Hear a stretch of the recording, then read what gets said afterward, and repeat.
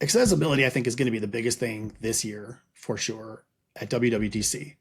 And I think that because accessibility is the easiest, best path to having AI things control apps.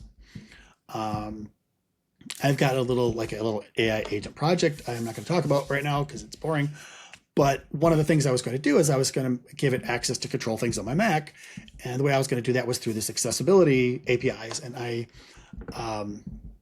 didn't know really 100% what is available through the accessibility APIs, and that's why I made this little, and I'll put a link in here, macOS accessibility client. It uses the accessibility APIs to look at various parts of your screen, kind of the same thing as Apple's accessibility inspector, but it does it a little bit different way. And I wanted to understand how that works in the code and what things you can see, what things you can't see. Good news, you can see in simulator, you can see all the iOS stuff in there also. So if you run your app in the simulator, you can go into the simulator and say, oh, yep, that's a button, that's an image, this is clickable, this is not.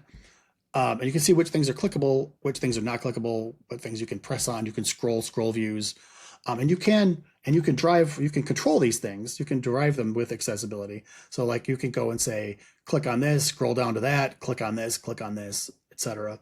So now, going back to that client app you were talking Yeah, about with the label, or that was an image with an on tap gesture yeah, recognizer, I assume is what it had. So that would show up in accessibility as something different, or would you be able to tap it? yeah. You would see it as well. If it was an image, it'll show up that this was like an image, um, and you could still say that you want to tap on it or press on it or whatever. But um, but a lot of times the accessibility app, like the thing that's trying to drive your user interface, like in the traditional sense way, that would be some kind of accessibility thing. Like maybe it's a special device that looks at your UI and gives you things that you can use with buttons, or maybe some of the built-in things. But in the sort of AI world, think of it as like the AI agent or the AI LLM. You can give it tools to use, and it'll use the tools. And tools might be very well be something like what's on the screen right now. Okay, I have these things, and here's the hierarchy roughly, and here's the ones that are buttons. Here's the ones that things can scroll.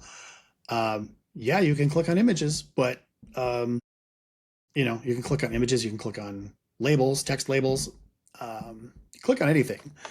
And I The probably should point have had being, a nice if little video ready for you, but Yeah, the point being, if your app is already built with accessibility in mind, or you've gone through the trouble of putting these accessibility labels and modifiers in the views and on the buttons and on the images and the text, your ability to adapt to what we're predicting here, is this a WWDC prediction? Because these are bold I statements. it